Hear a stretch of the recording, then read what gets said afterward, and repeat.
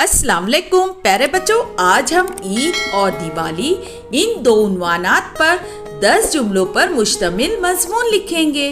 तो चलिए शुरू करते हैं। ईद मजमून। ईद मुसलमानों का त्योहार है।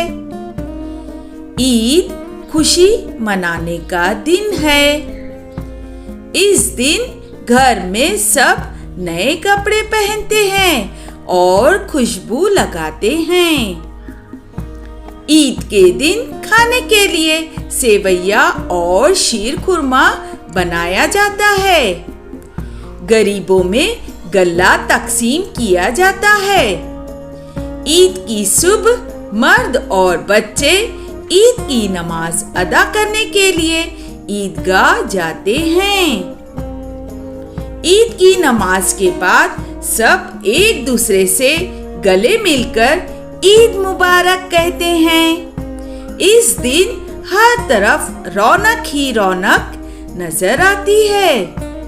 ईद के दिन बच्चे अपने बड़ों से ईदी लेते हैं। मुझे ईद का त्योहार बहुत पसंद है।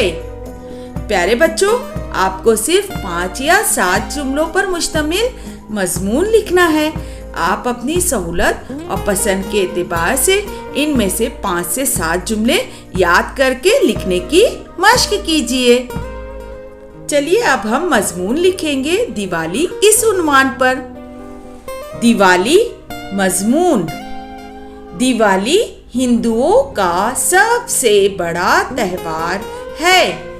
दिवाली को रोशनी का त्योहार भी कहा जाता है। दिवाली के पकवान बेसन के लड्डू, चूड़ा, करंजी, चकली, सोन पापड़ी और शक्करपारे हैं। इस दिन सब रंगीन कपड़े पहनते हैं।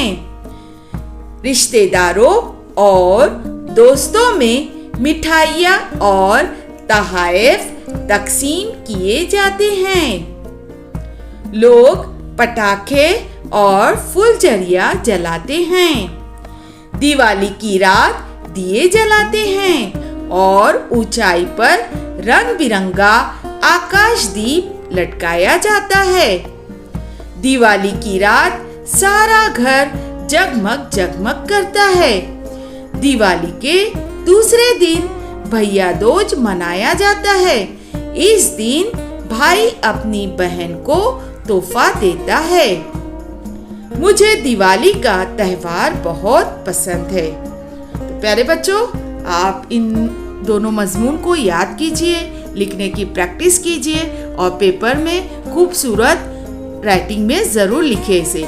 चलिए मिलते हैं फिर अगले वीडियो में। तब तक के लिए अल्लाह हाफिज़। अस्सलामु अलैकुम वरहमतुल्लाहि वबरकातुहू।